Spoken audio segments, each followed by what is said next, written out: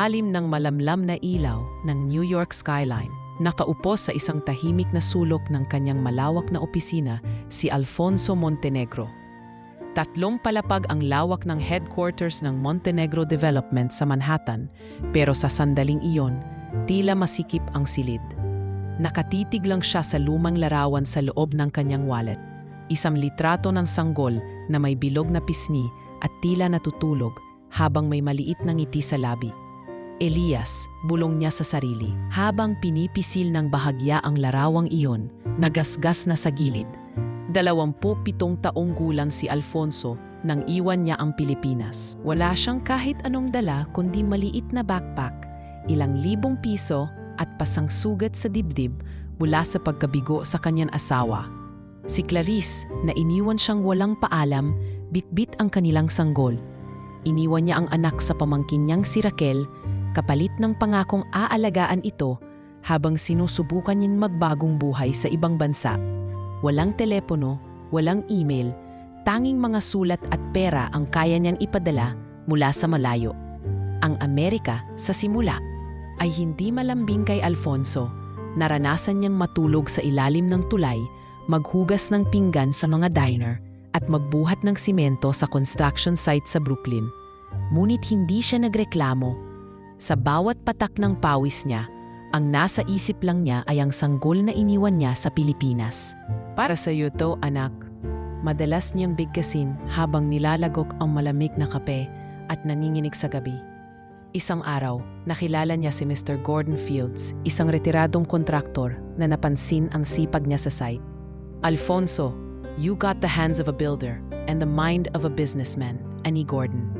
Tinuruan siya nitong magbasa ng blueprint, mag-manage ng labor team, at makipag-negotiate sa suppliers. Ilang taon lang ang lumipas. Nagtayo si Alfonso ng maliit na construction firm na unti-unting lumaki, hanggang sa maging isa na sa pinakasikat sa East Coast. Hindi nag-asawa si Alfonso. Maraming babae ang lumapit sa kanya sa paglipas ng panahon. May mayaman, may maganda, may matalino, pero wala sa kanila ang pumuno sa puwang na iniwan ng anak niya. Kapag alone siya sa gabi, binubuksan niya ang lumang kahon ng mga sulat niya kay Raquel. Kumusta na si Elias? Marunong na bang magsalita? I-enroll mo na sana siya. Heto ang tuition. Pero kadalasan walang sagot. May mga padalang larawan paminsan-minsan, pero walang boses, walang sulat kamay mula sa mismong bata. Taon ang lumipas, naging bilyonaryo si Alfonso, pero sa puso niya, isa pa rin siyang amang nagkulang.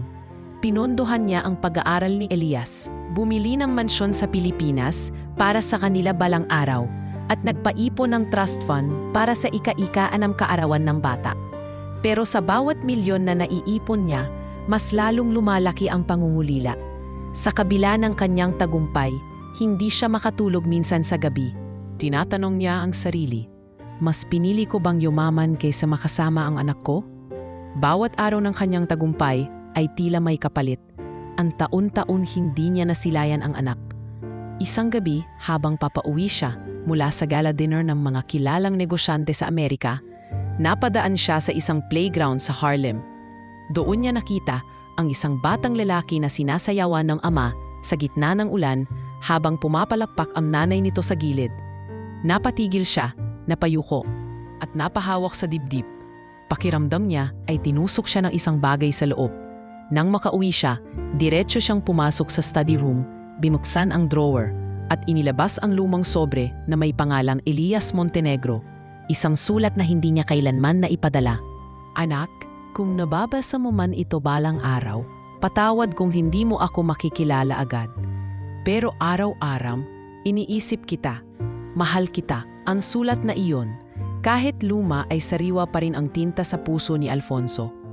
Sa kabila ng karangyaan at respeto sa Amerika, napagtanto niya na may kulang at iyon ay hindi kayang bayaran ng dolyar. Napaupo siya sa kama at sa unang pagkakataon sa matagal na panahon, umiiyak siyang tahimik, yakap-yakap ang larawan ng kanyang anak. Sa kinabukasan, habang mainit ang kape sa tasa at tahimik ang executive lounge ng kanyang opisina, binitawan niya ang desisyon. Magbabakasyon ako sa Pilipinas, aniya sa kanyang assistant. Pero walang press, Walang pasabi. Gusto ko lang makita ang anak ko. Are you sure, sir? May schedule po kayo hanggang end of month, sabat na assistant. Pinutol niya ito. Cancel everything. Hindi pera ang kailangan ko ngayon. Anak ko. At doon nagsimula ang unang hakbang ni Alfonso pabalik sa bayang matagal niyang nilisan. Hindi bilang negosyante, hindi bilang bilyonaryo, kundi bilang isang amang umaasan may anak pa rin siyang naghihintay sa kanya. Maaga pa lang ay gising na si Elias. Sa edad na 13, kabisado na niya ang bawat tunog sa bahay na tila matandang luma. Ang langingit ng kahoy sa bawat yapak, ang palahaw ng pinto ng kusina at ang tunog ng tabo sa timba tuwing nag-iigib siya ng tubig sa poso. Wala siyang alarm clock, pero katawan na niya mismo ang nagsisilbing orasan. Dahil bago pa mang tumilaok ang manok, kailangan na niyang walisin ang bakuran, magpakain ng mga alagang manok at baboy at ihanda ang karinderya ni Tita Raquel. Sa loob ng bahay, habang inaayos ni Elias ang gas stove, rinig niya ang boses ni Raquel sa telepono. Oo, dumating na ulit ang padala. Gagawin ko ng bagong refrigerator itong luma kong katawan, sabay tawa ng malakas. Nakayuko lang si Elias habang pinipiga ang basang trapo. Sanay na siya sa ganoong usapan. Sa bawat dating ng pera galing Amerika, si Raquel lang ang nakakakita at nakikinabang. Wala siyang alam kung sino ang nagpapadala. Basta ang sabi ng tiyahin niya, may nagmamanasakit daw. Naku Elias, alisin mo nga yung kalat dyan. Nakakahiya kung may bisita. Utos ni Raquel habang nakaupo sa sofa, kumakain ng burger na ino-order online. Si Elias, naka-t-shirt na butas sa ilalim ng kilikili at short na kupas, ay mabilis na kumilos. Walang tanong, walang reklamo. Hindi alam ni Elias kung sino talaga ang mga magulang niya. Ayon kay Raquel, iniwan daw siya ng ina at ama niya sa kanilang bakuran isang gabi ng tagulan. Nagpapalimos kayo noon. Ako na ang nagpalaki sa'yo. Kaya huwag kang reklamo. Yan ang palaging paalala sa kanya tuwing nagtatanong siya tungkol sa pinagmulan niya. Pero sa likod ng isip niya, parang may butas ang kwento. May mga gabi na nananaginip siya ng isang lalaking buhat siya habang nilalaro ang kanyang mga paa. Isang matipumo, mabango at malambing na tinig na tumatawag sa kanya ng anak. Noong minsan naglinis siya ng bodega, may nadiskubre siyang isang kahon sa loob ng lumang aparador. May mga lumang sulat na nakaipit sa loob ng sobre na ang tatak ay galing Amerika. May mga larawan ng isang lalaking nasa construction site, may suot na hard hat at may mga nakasulat sa likod ng larawan. Para kay Elias, Love Daddy. Napaupo siya sa sahig, halos di makahinga. Daddy, siya ba ang nagpadala ng mga sulat? Siya ba ang nagpapadala ng pera kay tita? Usisa niya sa sarili. Ngunit sa halip na matuwa, nabulabog siya ng kaba at galit. Bakit sa tagal ng panahon, ni minsan, hindi man lang niya ito nakausap o nakita. Hawak-hawak pa niya ang mga sulat nang biglang bumukas ang pinto ng bodega. Anong ginagawa mo dyan? Sigaw ni Raquel. Kinuha nito ang kahon at pinagpupunit ang mga sulat sa harapan niya. Wala kang karapatang malaman ang mga bagay na yan. Itinulak siya palabas at isinara ang pinto. Ilang oras siyang nagkulong sa ilalim ng lababo ng karinderya, tahimik na umiiyak. Mula noon, lalong naging mabigat ang mga gawain niya. Tuwing umaga, siya na ang nagbubuhat ng mga bayong ng gulay mula sa palengke. Siya ang tagahugas, tagabuhat, tagaayos at minsan tagaluto. Wala siyang allowance. Wala siyang cellphone. Kung hindi dahil sa sirang radyo ng karinderya, hindi niya maririnig ang balita o musika. Natigil na rin siya sa pag-aaral mula noong grade 6. Ang sabi ni Raquel, wala tayong pang-tuition. Diyan ka muna sa karinderya tumulong. Pero tuwing gabi, kapag tulog na ang lahat, palihim siyang nagbabasa ng lumang libro ng English at math na napulot lang niya mula sa basuran ng eskwelahan. Doon niya unti-unting itinuro sa sarili ang mga salitang entrepreneur, future, at family. Minsang gabi, habang pauwi siya galing sa paghatid ng soft drinks sa tindahan ni Aling Berta, nadaanan niya ang matandang kapitbahay nilang Sumang Tino. Elias, ikaw ba yan? Tanong ng matanda. Oo po, sagot niya. Tanda mo pa ba nung baby ka? May dumating na lalaki dito, kinarga ka tapos sinigawan ni Raquel. Sabi niya, wala kang karapatang kunin tong bata. Tapos umalis na lang yung lalaki, umiiyak. Parang binuhusan ng malamig na tubig si Elias. Totoo po ba yan, Mang Tino? Oo po, hiho. Minsan, tinatanong ko rin sa sarili ko bakit parang tinatago ka sa mundo. Sa gabing iyon, tumingala si Elias sa madilim na langit. Walang bituin, walang buwan, pero sa puso niya may nagnininas na liwanag. Liwanag ng tanong, ng pagdududa, at ng pag-asang may ibang buhay na nakalaan para sa kanya. Hindi niya alam kung kailan, pero sigurado siya. Darating ang araw na makikita rin niya ang lalaking nasa lumang larawan. At kung totoo nga ang sinasabi ng larawan, na may daddy, siyang umaasa mula sa malayo, handa siyang halapin ito. Hindi para humingi ng yaman, kundi para malaman kung totoo pa rin ba siyang may halaga bilang anak. Sa bawat araw na lumilipas, lalo niyang nararamdaman na hindi siya nabuhay para lang maging utusan. At kahit inagawan siya ng maraming taon, may tiwala siyang hindi pa huli ang lahat para makilala kung sino siya. Hindi bilang tauhan sa karinderya, kundi bilang taong may sariling pangalan, Elias Montenegro. Umagang-umaga pa lang, dinig na ang langit-nit ng yero habang tinatanay ng hangin ang lumang trapal na panangga sa ulan ng karinderya. Tahimik si Elias habang nagsisiga sa gilid ng kalsada para mapalayas ang mga lamok at ipis. Habang pinagmamasdan niya ang dahan-dahang pagliyab ng tuyong dahon, muling bumalik sa isipan niya ang eksenang nasaksihan niya sa bodega. Ang mga sulat, ang larawan, ang pangalang daddy, at ang galit sa mga mata ni Tita Raquel. Ilang araw na siyang tahimik. Hindi siya nagsasalita kung di tinatanong. Hindi na siya sumasagot ng pabalang. Hindi na rin nagkukwento. Tahimik niyang isinasaulo ang lahat ng nakita niya, lahat ng nasabi ni Mang Tino, at bawat ikinikilos ng tiyahin niya. Napapansin na rin ito ng ilang suki sa karinderya. Elias, okay ka lang ba? Tanong ni Aling Berta habang bumibili ng kape. Tahimik ka nitong mga araw? Mumitilag si Elias at tumango. Ayos lang po ako, Nay Berta. Ngunit sa likod ng kanyang pagngiti, may mabigat na tanong sa kanyang puso. Kung totoo ngang may ama siyang nagpapadala ng pera mula Amerika, bakit hindi niya ito kilala? At higit pa roon, bakit siya pinagkaitan ng katotohanan? Isang tanghali, habang naghuhugas siya ng pinagkainan, napansin niya si Raquel na nakaupo sa gilid ng karinderya. May hawak na cellphone at tila galit na galit, habang kausap ang nasa kabilang linya. Anong di mo natanggap? Pinadala na iyon. Huwag mo akong lukohin ha? Galit na sigaw nito, habang tumatango-tango. Basta padala ulit ng 100,000. May babayaran pa ako sa klinik. Oo, kay Elias yon. Pero ako ang gumagastos sa kanya. Napatigil si Elias. Halos mabitawan niya ang plato sa kamay. Klinik? Pera para sa kanya? Ngunit hindi siya kailanman dinala sa kahit anong klinik. Bihira nga siyang bigyan ng gamot kung nilalagnat siya.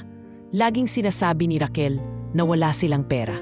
Kaya't mula noon, hindi na siya umasa sa tulong ng tiyahin. Kinagabihan, nang makitang mahimbing nang natutulog si Raquel sa sala, palihim siyang bumalik sa bodega. Bitbit ang flashlight na kupas na kulay dilaw, dahan-dahan niyang binuksan ang lumang kahon na ngayoy puno na ng mga gamit ni Raquel. Mga bagong sapatos, imported na lotion, at ilang resibong nakaipit sa pagitan ng mga sobre. Isa-isang nilabas ni Elias ang mga papel, at doon niya nakita ang mga pangalan. Alfonso Montenegro. May mga Western Union receipts, padala mula sa New York. Nakalagay sa mga memo, for Elias tuition, for Elias medicine, for Elias birthday. Nakapitit siya sa dibdib. Pakiramdam niya ay tinakasan siya ng hangin. Lahat ng iyon, lahat ng kailangan niya sana, ay nawala dahil sa kasinungalingan. Puno ng luha ang kanyang mga mata habang binabasa ang bawat padala. May isang sulat na hindi pa nabubuksan. Unti-unti niya itong binuksan, nanginginig ang mga daliri. Elias, anak, sana lumaki kang mabuting tao. Wala akong araw na hindi iniisip kung kumusta ka. Sa darating mong 13 kaarawan, sana maging masaya ka. Balang araw, babalik ako, patuloy lang sa pangarap. Daddy, gabi na nang makauwi siya sa kanyang banig. Hindi siya makatulog.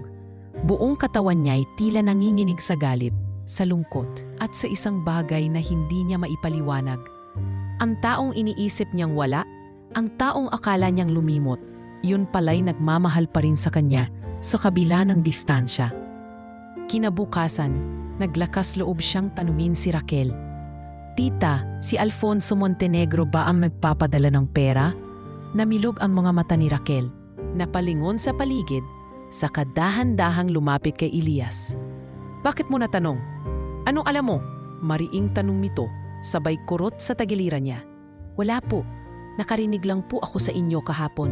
Pabulong niyang tugon.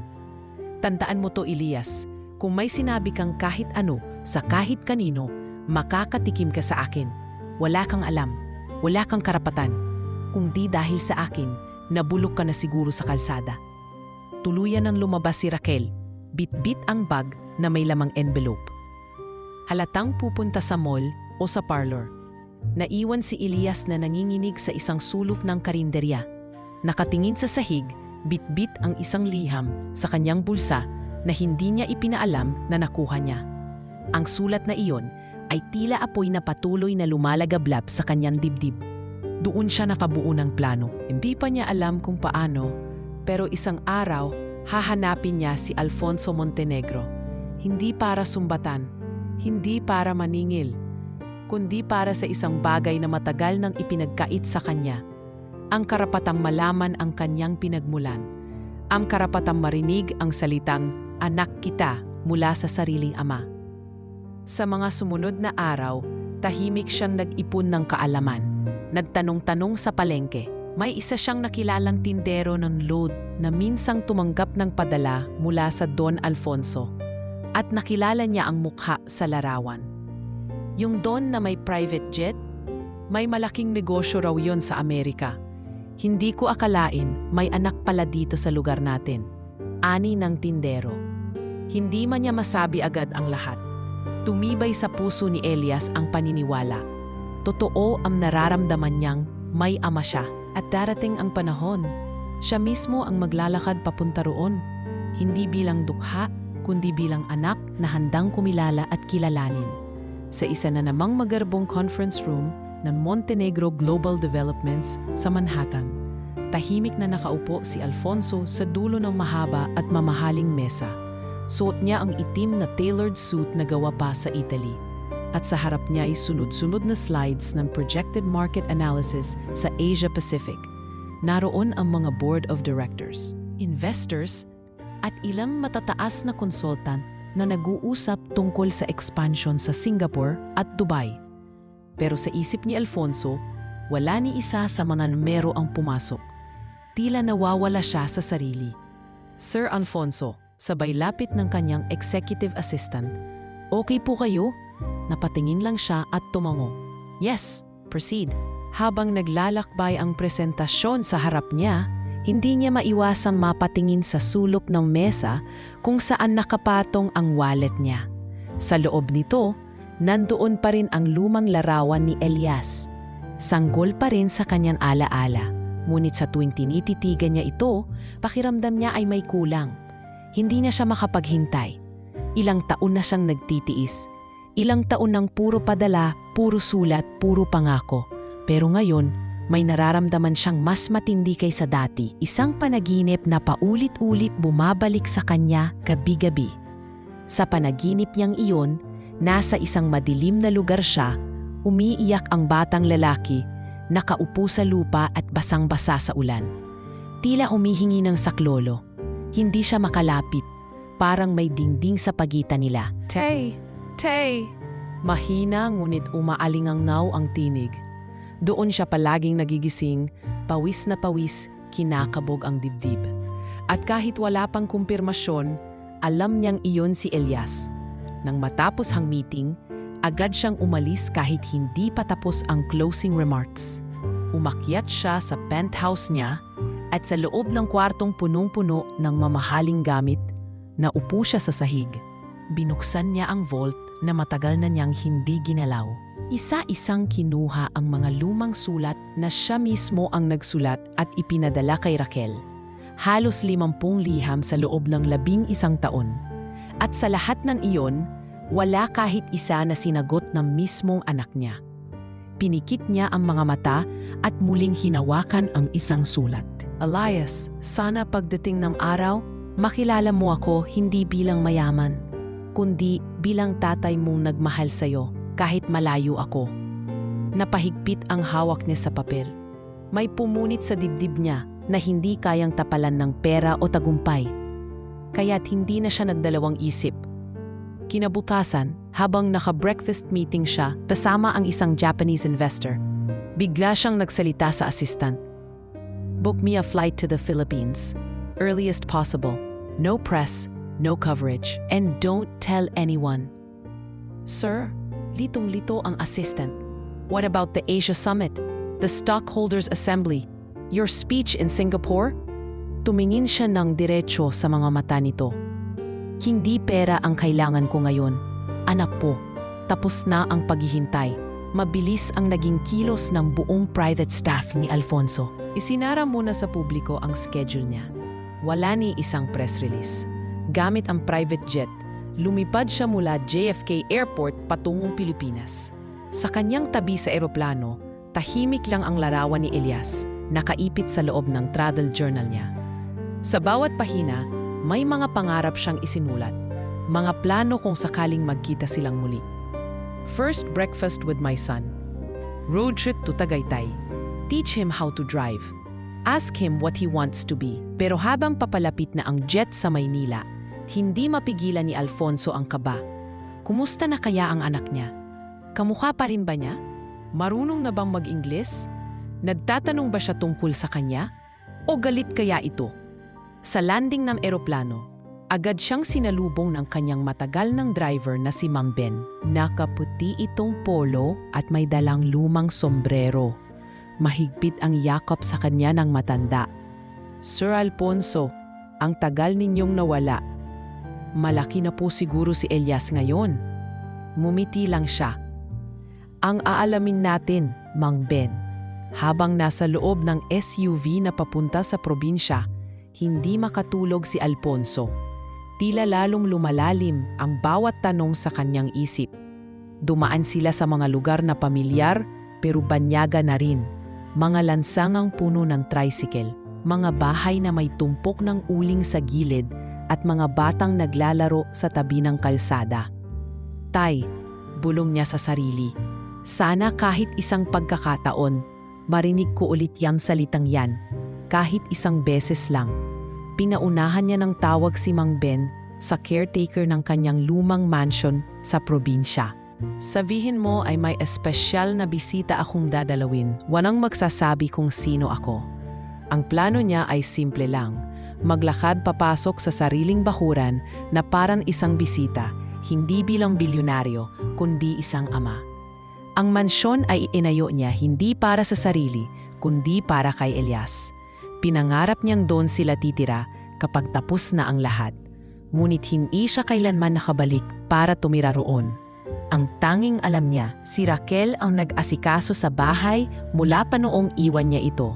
Umaasa siya na nandoon si Elias at baka sa wakas makaharap na niya ang batang iniyakan niyang gabi-gabi sa loob ng 11 taon. Malapit na po tayo, sir.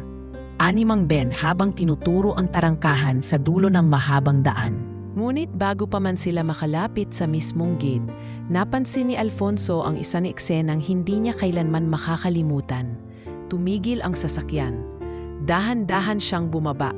Sa mismong harap ng tarangkahan ng sarili niyang mansion, may 2 lalaking naghahampas ng lubid at hinahatak palabas ang isang binatilyo. Madunyis ito, may pasa sa braso at parang wala sa sarili habang kinakaladkad pababa ng hagdan ng porch. Tila wala itong lakas para lumaban. Napako sa kinatatayuan si Alfonso.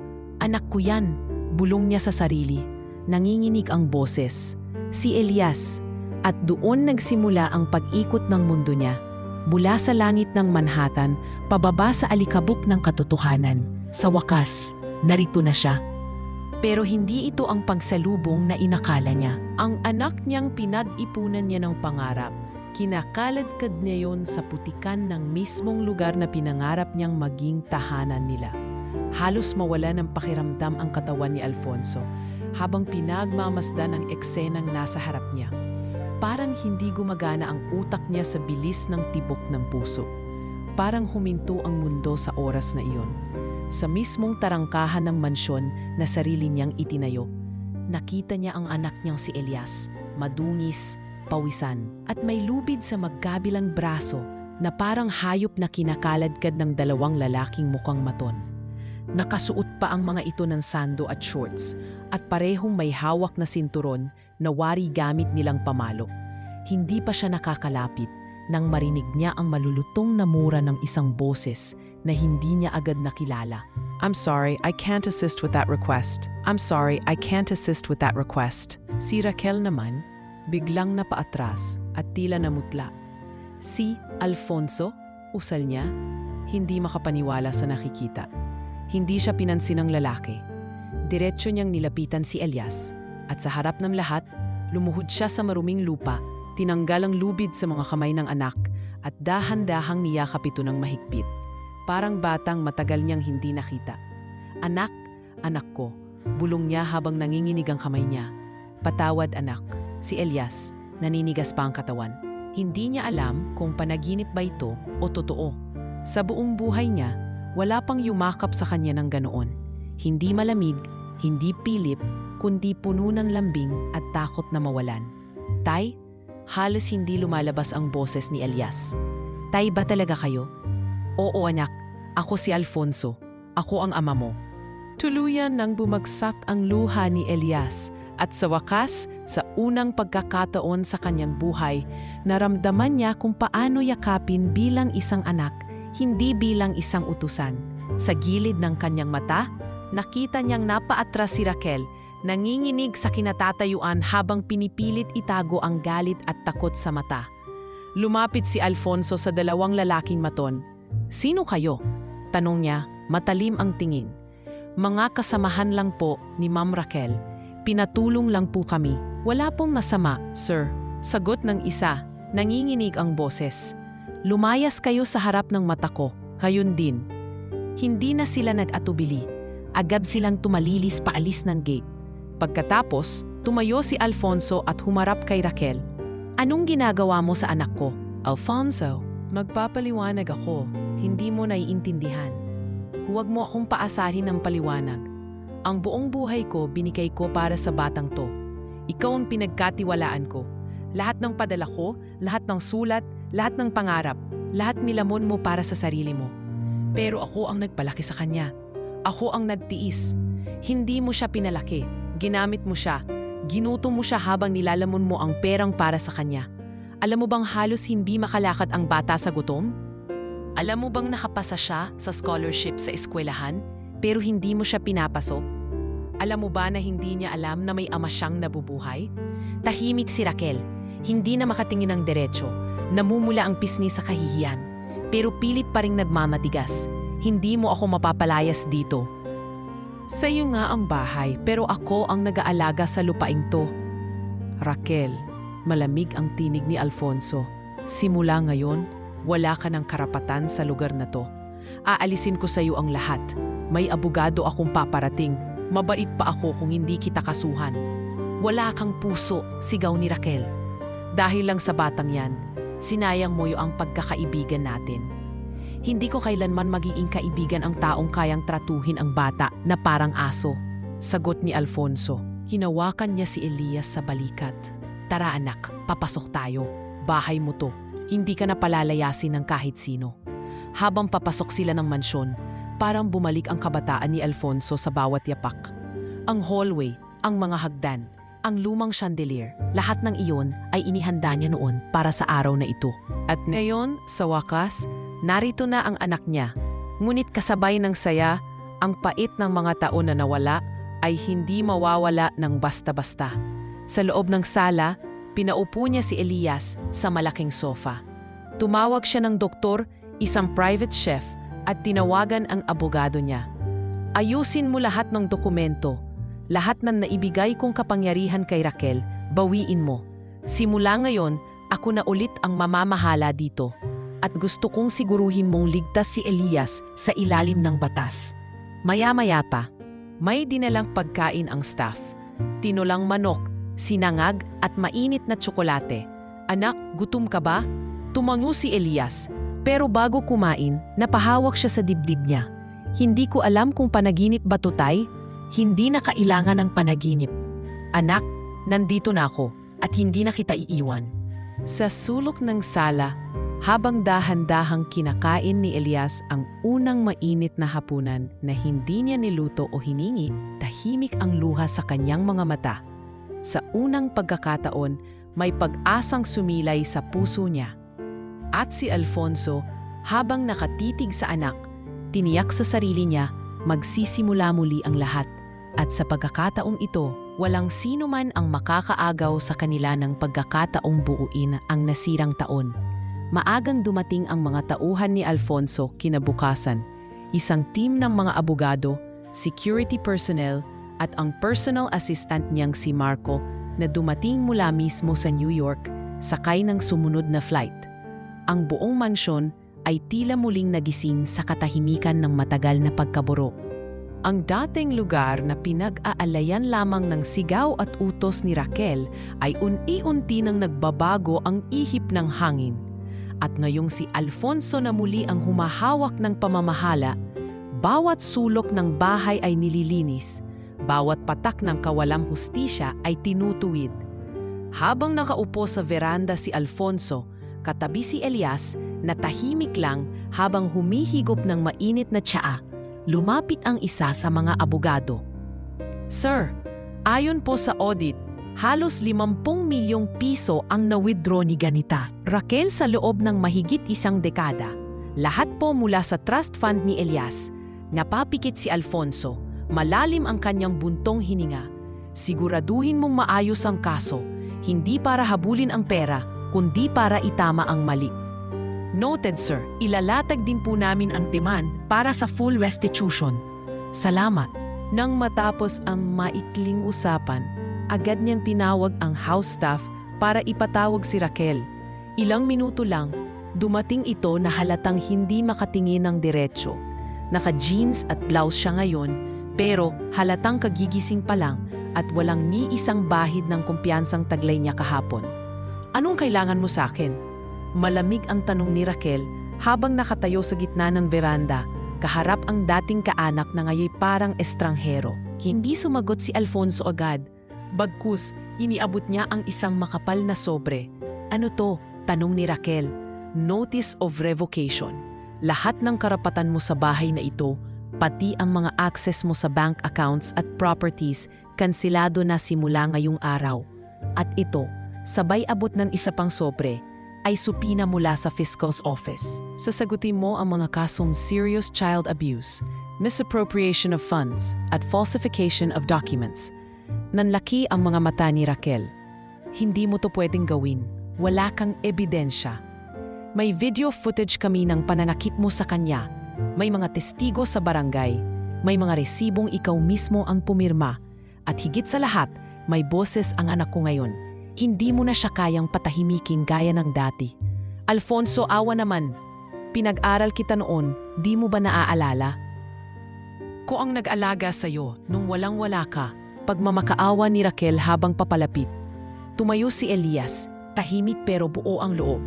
Hindi mo po ako inalagaan, ginawa mo lang akong kasangkapan. Elias, anak, wag mong gawin to sa tita. Hindi po kayo naging tita sa akin, kundi bilang tagapagsamantala. Hindi po ako galit. Pero ayokong manahimik na lang habang pinipilit niyong baluktutin ang totoo. Napahawak si Raquel sa upuan. Nanginginig ang labi, namumula ang pisngi, pero wala siyang naitugon. Ilang sandali pa'y pumasok na ang mga gwardya, dala ang ilang maleta. Ma'am, sumama na po kayo. May sakay pong sasakyan sa labas. Anang isang gwardya. Hindi pa to tapos, Alfonso. Huling sigaw niya habang isinasakay ang kanyang mga gamit sa van. Huli na, Raquel. Hindi mo na ako kayang gawing bulag, tugon ni Alfonso. Nang tuluyan nang umalis ang sasakyan, para bang nawala ang bigat na matagal nang bumabalot sa buong bahay. Si Elias, hindi makapaniwala na ganun lang kadali matapos ang mahigit 10 taon ng pananakot at pang-aabuso. Parang hangin na dahan-dahang lumalabas sa lumang gulong, biglang nawala, ngunit bakas pa rin ang epekto. Hindi nagtagal, dumating ang isa sa mga abogado ni Alfonso. Dala ang folder na may detalyeng hindi pa nababanggit. Sir, may isa pa pong bagay. Anong meron? Ayon sa records, may bank account po na nakapangalan kay Elias Montenegro. Trust account mula po sa inyong mga padala simula pa noong una ninyong taon sa Amerika.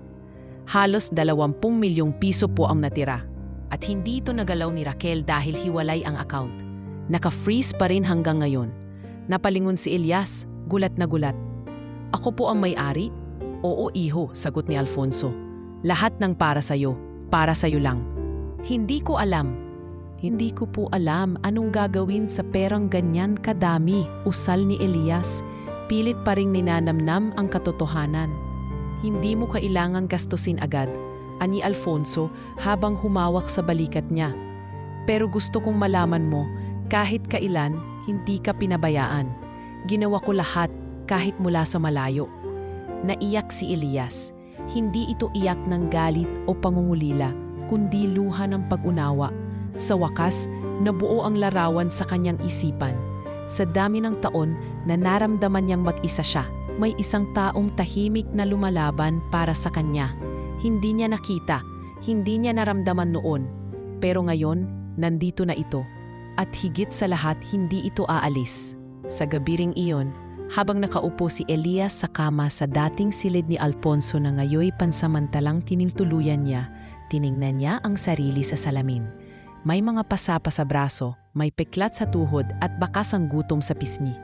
Pero sa likod ng kanyang mata, nandoon na ang bagong apoy. Hindi na siya ang batang ginising sa madaling araw para maglaba.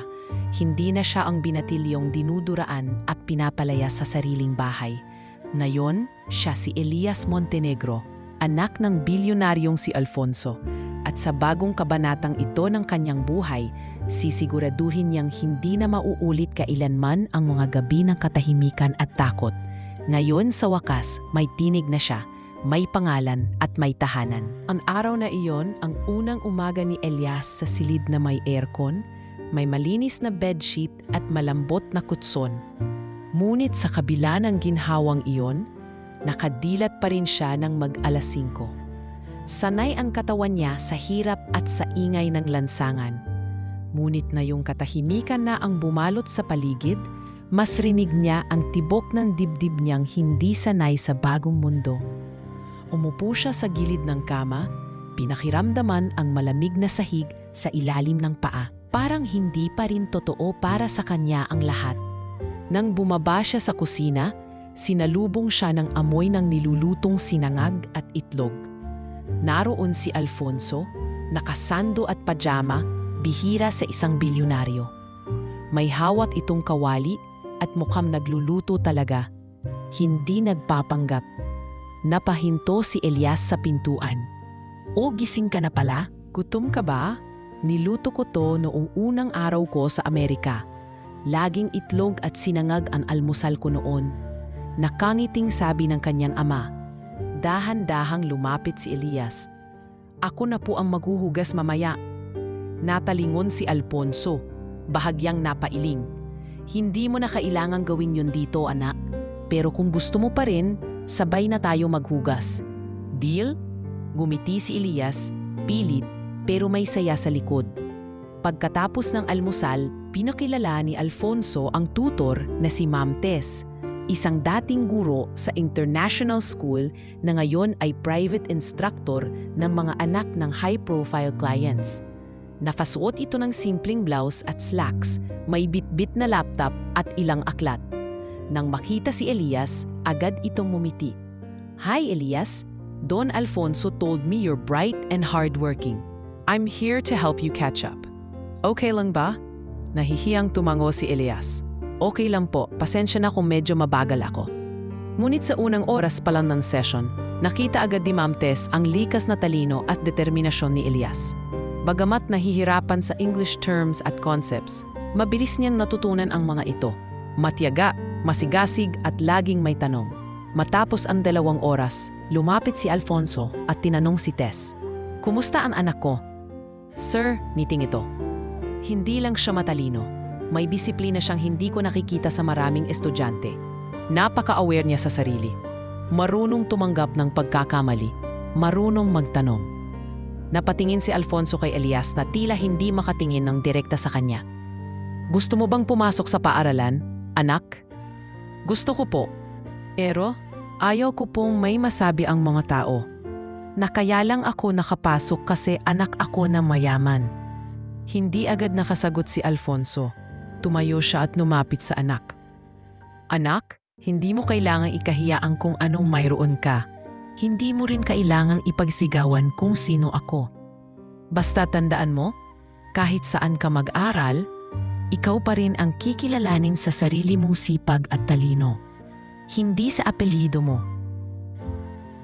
Dahil dito, napagdesisyonan ni Alfonso na ipatala si Elias sa isang kilalang international school sa Maynila. Hindi para ipagyabang, kundi dahil alam niyang doon matututo ang anak niya na makisama sa iba't ibang klasing tao. Ngunit ang pasya ay hindi naging madali para kay Elias. Sa unang linggo ng klase, halos hindi siya makapasok sa gate. Nakasuot siya ng bagong uniform, bagong sapatos, bagong bag, pero hindi siya mapalagay. Tila sinisigaw ng lahat ng bagay sa katawan niya na hindi siya belong. Pinagmasdan siya ng mga batang papasok. May mga ngumiti, may ilan na tumingin mula ulo hanggang paa. May ilan na tahimik lang, pero sapat na ang mga titig para maibalik sa kanyang alaala ang mga panahong pinagtatawanan siya sa karinderya kapag nadudulas o pag may butas ang kanyang shorts. "Elias Montenegro?" sabi ng teacher habang tinatawag ang pangalan niya sa unang attendance roll call. Ngunit bago pa man siya makasagot, may narinig siyang bulungan sa likod. "Montenegro? Anak daw ng tycoon. Baka fake news lang yan." Parang service crew ang dating eh. Tingnan mo yung buhok, mukhang galing palengke. Tila kinuryente ang batok ni Elias. Napayuko siya, mahigpit ang hawak sa lapis, ngunit sa halip na umiyak o tumakbo, kinagat niya ang loob. Tinapos niya ang buong araw nang hindi umaangal. Umuwi siya ng tahimik. At sa bahay, diretso siyang pumasok sa silid. Nang sumunod na araw, bago pa sumikat ang araw, nasa study table na siya. Binuklat ang mga libro, gumawa ng reviewer, at pinilit na hindi madala ng hiya. Nang makita siya ni Alfonso, napansin nito ang pagod sa mukha ng anak. "Pagod ka na ba?" umiling si Elias. "Sanay po akong pagod, tay. Pero ngayon, parang mas gusto ko pong mapagod." Napayuko si Alfonso, pinitigilan ang luha. "Anak, hindi mo kailangang patunayan ang sarili mo sa kahit sino. Pero kung gusto mong gawin yan para sa sarili mo, susuportahan kita."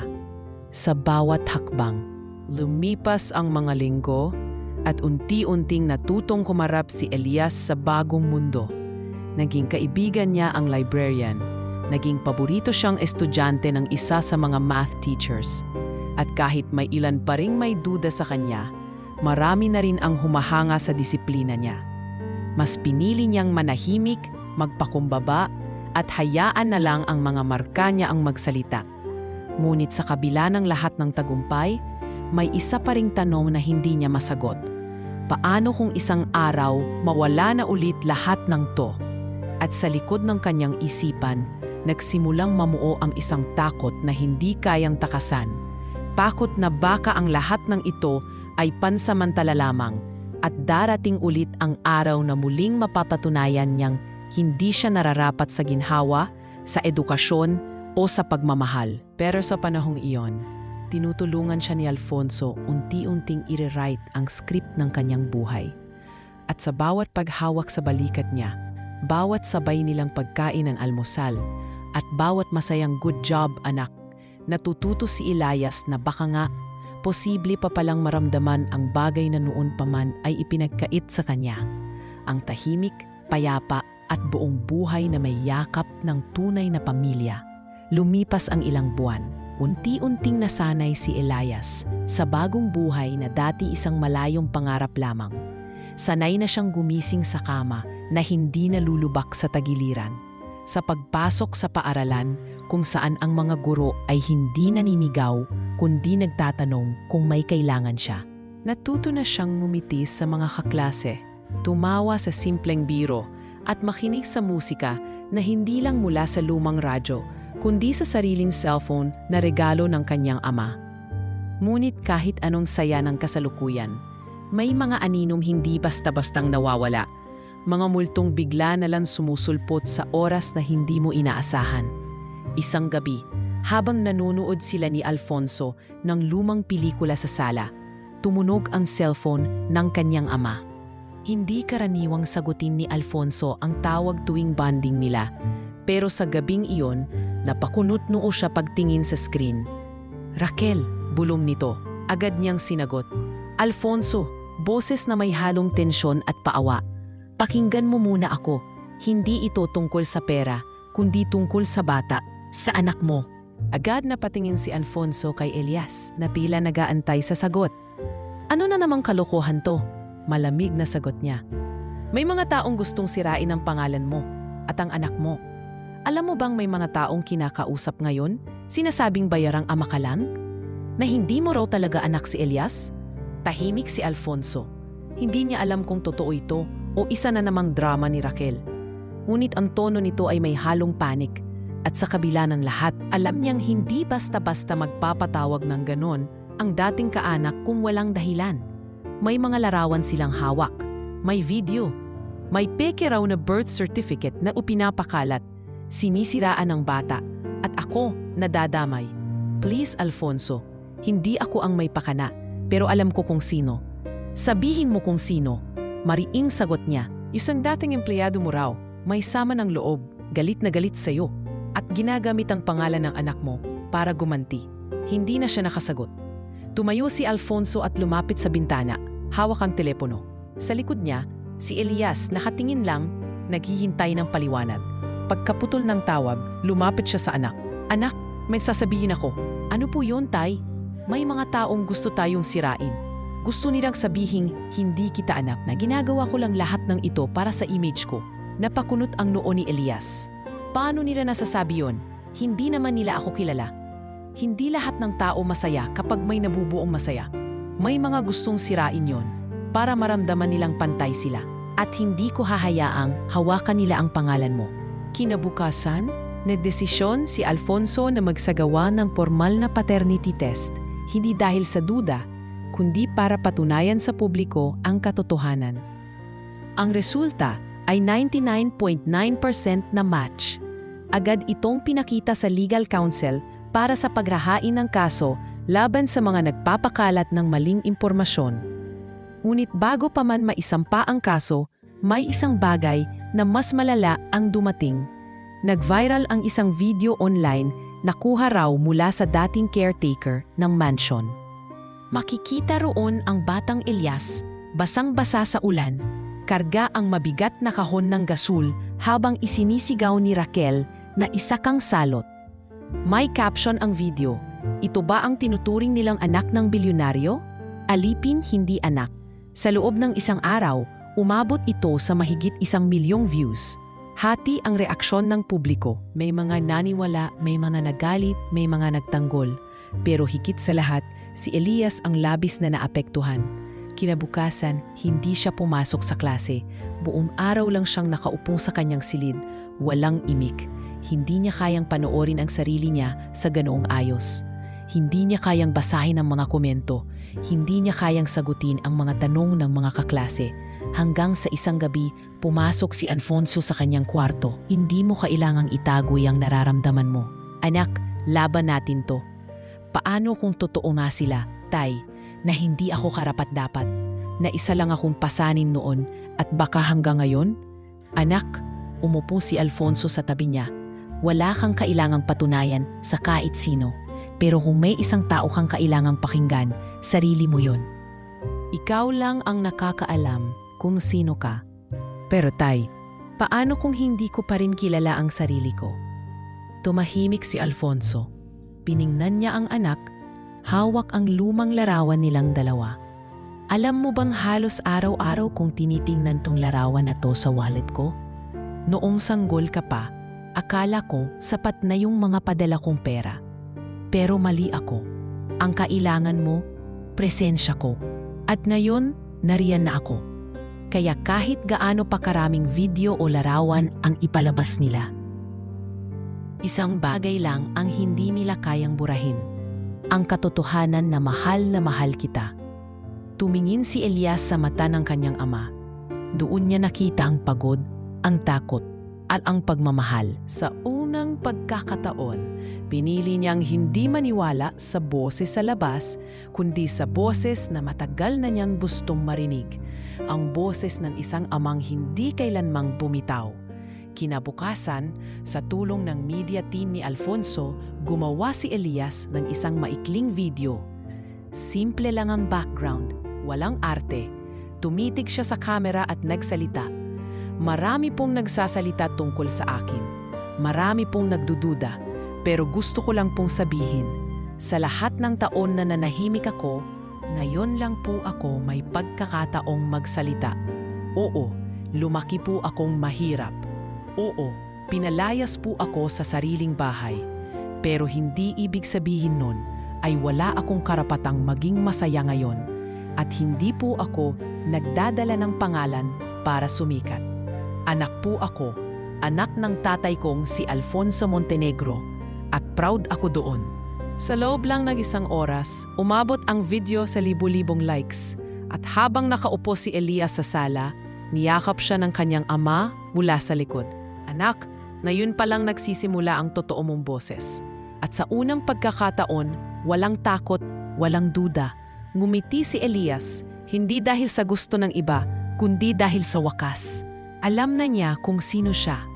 Mainit ang sikat ng araw sa rooftop garden ng Montenegro Mansion nang tumayo si Elias sa harap ng 3 laptop at isang puting whiteboard. Simple lang ang suot niya, polo shirt at maong, pero may tindig ng kumpiyansa at direksyon. Sa likod niya, nakapaskil ang isang hand-drawn na logo. E-Connect, simpleng negosyo, seryosong kita. Ang gusto ko pong gawin, paliwanag niya sa 3 batang staff na tinulungan ni Alfonso mula sa foundation, ay gumawa ng online business na hindi lang basta para umita. Gusto ko pong tumulong sa mga batang katulad ko noon, yung mga hindi nakakapag-aral o yung mga nambabato ng barya sa jeep na walang idea kung paano magsimula. Hindi ito ideya ng PR team ng ama niya. Hindi rin ito utos ng eskwelahan. Galing ito sa kanya. Isang simpleng plano na nagsimula mula sa notebook niya. Isinulat niya habang pauwi galing klase, isang hapon, matapos tanungin siya ng guro. If you had 1 million pesos, what would you do?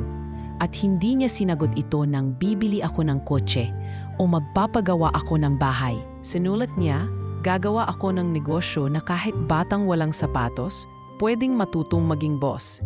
Noong una, kinwestiyon ito ng ama niya. Anak, hindi ba masyadong maaga pa para sa iyo ang negosyo?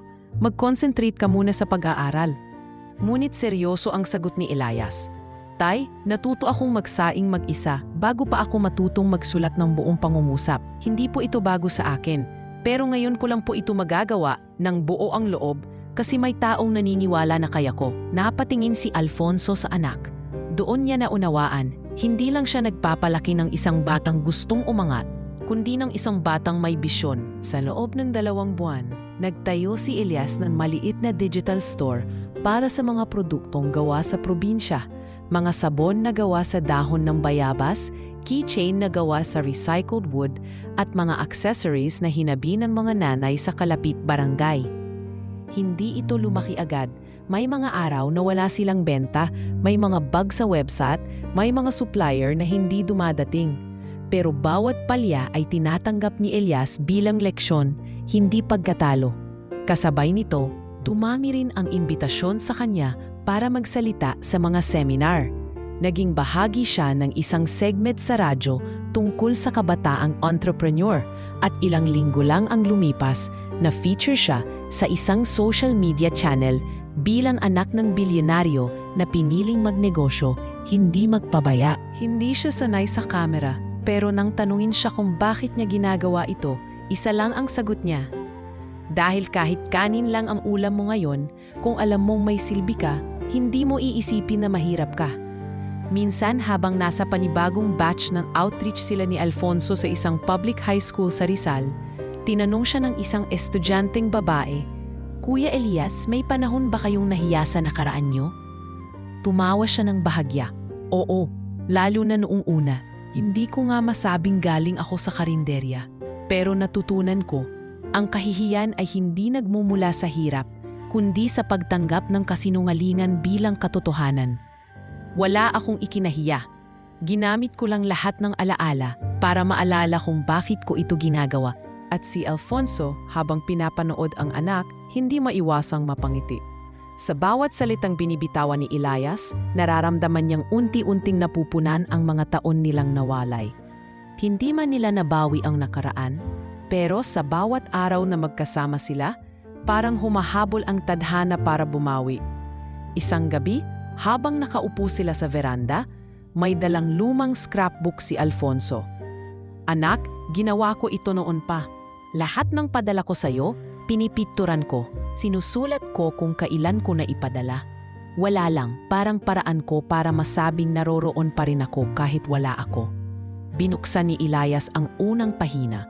May drawing pa ito ng bahay, may sulat kamay. Para kay Elias, balang araw ito ang magiging bahay natin. Hindi niya mapigilan ang luha. "Tay, sorry po kung minsan iniisip ko na iniwan niyo ko. Anak, hindi mo kailangang humingi ng tawad. Naiintindihan ko. Wala kang pagkukulang. Ako ang may pagkukulang." Yumakap si Elias sa kanya. Mahigpit, matagal at puno ng damdamin. At sa gabi ring iyon, habang pinapatay na nila ang mga ilaw sa paligid, kapwa sila tahimik na nakaupo. Walang salitang kailangang sabihin pa. Ngunit bago tuluyang matulog, may isang bagay na ginawa si Elias na matagal na niyang gustong gawin. Kumasok siya sa opisina ng mansion.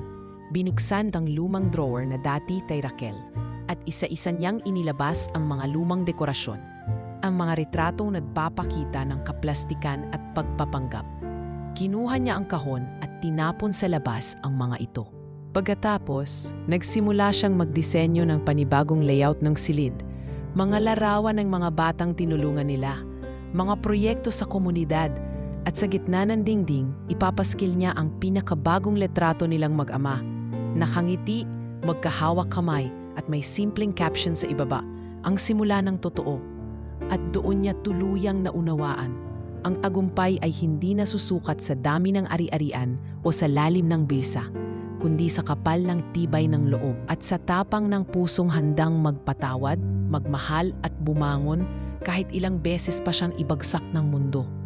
Mainit ang simoy ng hangin sa isang Sabado ng hapon habang nasa isang public event si Elias kasama si Alfonso. Isa ito sa mga outreach programs na sinuportahan ng kanilang foundation. Pamimigay ng school kits at libreng medical check-up para sa mga batang lansangan sa Tondo. Kaswal ang suot ni Elias, puting polo at maong, pero halatang malapit siya sa mga bata. Walang pader sa pagitan nila. Walang kayabangan, walang agwat. Tinuruan niya pa ngang gumuhit ang ilan, habang ang ama niya naman ay nakikipag-usap sa mga guro't doktor volunteers. "Sir Elias," tawag ng isang lalaking nasa mid-30s, medyo payat, at may suot na baseball cap. "Pwede po bang magpa-picture?" Ngumiti si Elias. "Oo naman po," sagot niya. Pagkatapos ng larawan, pasimpleng iniabot ng lalaki ang isang sobre. "Akibasa po ito. Galing po sa taong matagal nang gustong makipagkita sa inyo. Huwag niyo pong ipagsabi kahit kanino." Bago pa man makapagtanong si Elias, nawala na ang lalaki sa likod ng crowd. Napakunot ang noo niya. Agad niyang binuksan ang sobre sa gilid habang lumalayo mula sa entablado. Sa loob, may isang sulat na isinulat gamit ang ballpen. Hindi ikaw ang anak ng Montenegro. Ang tunay niyang anak ay patay na. Gamit ka lang para linisin ang pangalan niya. Huwag kang magpapaloko. Baka isang araw, ikaw ang mawala. Napapitlag siya sa pagbasa. Humigpit ang hawak niya sa papel. Hindi niya alam kung takutin ba siya o lituhin. Pinilit niyang maging kalmado. Hindi niya pinakita ito kay Alfonso, ngunit nagmarka na ang bawat salita sa isip niya. Kinagabihan, habang nasa veranda si Elias at nakatitig sa buwan, nilapitan siya ng ama. Anak, may problema ba? Tahimik ka simula pa kanina. Nagkibit balikat siya. Wala po, siguro pagod lang. Ngunit sa likod ng mga salita niyang iyon ay may gumugulong na tanong. Totoo ba ang sinabi sa sulat? Paano kung peke nga ang lahat? Paano kung nilalaro lang siya ng mundo? Kinabukasan, isang empleyado ng kumpanya ng Montenegro ang lumapit kay Alfonso. Sir, may isa po tayong dating driver na sumasamang diyon sa kampo ng isang dating investor nyo na nakabangga nyo sa bidding dati. Siya po ang nagsasabi sa mga tao na si Elias ay hindi raw ninyo tunay na anak. May mga social media post po siyang pinalalaganap. Napuno ng tensyon ang bahay. Pinatawag agad ni Alfonso ang legal team at security. Pinapunta niya rin ang kanyang PR consultant. Gusto nilang saktan si Elias gamit ang pagkatao niya. Akala nila dahil tahimik siya, mahina siya. Pero hindi nila kilala ang anak ko. Mariing wika ni Alfonso sa loob ng opisina. Sir, ang unang kailangan po nating gawin ay kumpirmahin kung saan galing ang sulat at kung sino ang nagpapakalat nito. Kailangan din po nating taigtingin ang seguridad ninyong dalawa. Hindi po natin alam kung hanggang saan sila aabot, paliwanag ng Chief of Security. Kinagabihan, habang nasa kwarto si Elias, may kumatok. Si Alfonso. Anak, sabi nito habang umuupo sa gilid ng kama, may gusto akong sabihin. Ano po yun? Hindi ko alam kung ano pa ang papaniwalaan ng mundo. Pero gusto kong malaman mo. Kahit na anong test pa ang ipagawa, kahit anong papel pa ang pekiin nila, ikaw pa rin ang anak ko. Hindi ko kailanman pinangarap ang perpektong anak. Ang pinangarap ko lang ay yakapin ang batang matagal kong hinanap. At natagpuan ko yon sa'yo. Napatingin si Elias sa ama. Sa mga mata nito, nakita niya ang paninindigan. Ngunit hindi pa rin nawala sa dibdib niya ang kaba. Tay, paano kung totoo ang sinasabi nila? Paano kung hindi ako si Elias na anak mo? Tinitigan siya ni Alfonso. Anak, ang dugo pwedeng itanggi ng science. Pero ang puso, hindi. Kahit kailan hindi mo kailangang patunayan ang pagkatao mo sa akin. Ako ang dapat magpatunay sa iyo. Na kahit anong mangyari, ikaw ang anak na pinili ko, pinaglaban ko, at mamahalin ko. Biglang umagos ang luha ni Elias. Salamat po, Tay. Hindi ko na po siguro kailangan ng DNA. Yung yakap niyo pa lang, sapat na. Sa mga sumunod na linggo, pinalakas nila ang seguridad sa buong pamilya.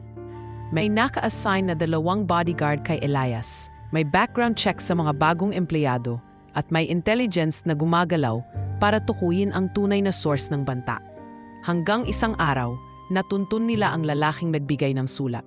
Isang dating empleyado ni Raquel na tinanggal ni Alfonso noon dahil sa pagnanakaw. Ginagamit pala ito ng kalaban sa negosyo para sirain ang imahe ng Montenegro. Pinanood nilang mag-ama ang recorded confession ng lalaki matapos ito maaresto. Gusto lang naming bumagsak ang pangalan nyo. Wala akong galit sa bata. Pero akala ko hindi siya totoo. Na tinatago nyo lang siya para sa image nyo. Tahimik si Elias habang pinapanood ang video. Sa wakas, nabura ang huling duda. Hindi siya imbento, hindi siya kasangkapan. Isa siyang anak na nilabanan ng tadhana, ngunit mas piniling manatili sa tama. Sa huli, lumapit si Elias kay Alfonso. Tay, salamat po sa lahat. Pero mula ngayon, gusto kong ako na ang humawak sa pangalan natin. Hindi bilang anak ng Montenegro, kundi bilang Elias na handang ipagtanggol ang sarili. Hindi na po ako bata, hindi na rin ako magpapagamit. Ngumiti si Alfonso. Yan ang gusto kong marinig. Handa ka na. At sa gabing iyon, habang magkaakbay silang nakatayo sa taas ng mansyon, tinanaw nila ang malawak na syudad sa ibaba.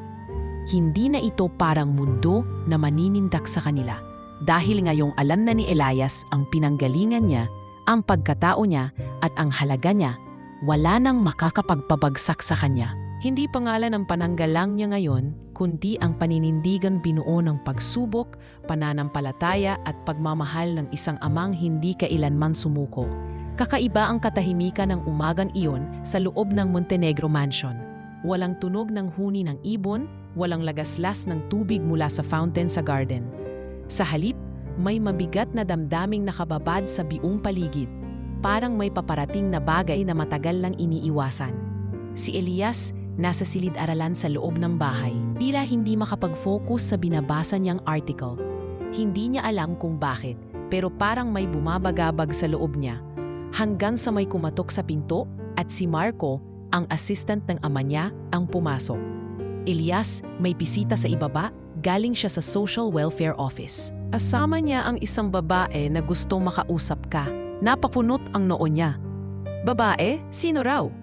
Sabi niya, siya raw ang nagpalaki sa iyo. Nanlamig ang batok ni Elias. Napalunok siya ng hangin na parang may pait. Hindi niya kailangang tanungin pa. Alam na niya kung sino. Tumayo siyang dahan-dahan parang kinakaladkad ang bawat hakbang. Hindi siya sigurado kung gusto niya itong makita o kung handa na ba siyang harapin ang isang bangungot na inakala niyang nalibing na sa nakaraan. Pagdating niya sa receiving area, nadatnan niya ang isang payat na babae, maputla at naka-wheelchair. Halos hindi niya ito nakilala agad. Ang dati palaging masigla, maayos ang buhok at masunit ang mata, ngayon ay tila nanliliit sa pagkaupos. Si Raquel, at sa tabi nito, isang social worker na nakangiti ng pilit. Elias anak, mahina paos ang tinig ng babae. Salamat at pinayagan mo akong makapunta. Nanatiling nakatayo si Elias, nakatali ang mga kamay sa likod at tahimik lang. Tinitigan niya si Raquel, ang babaeng paulit-ulit siyang pinahiya, pinabayaan, ginutom at pinalayas. Hindi siya makapaniwalang narito ito ngayon. Pilit na humahanap ng awa. May sakit na po ako, dagdag ni Raquel. Stage 4, sa atay, hindi na raw magtatagal. Wala na akong pamilya, wala na akong matakbuhan. Kaya bago ako mawala, gusto ko lang humingi ng tawad. Hindi umiimik si Elias.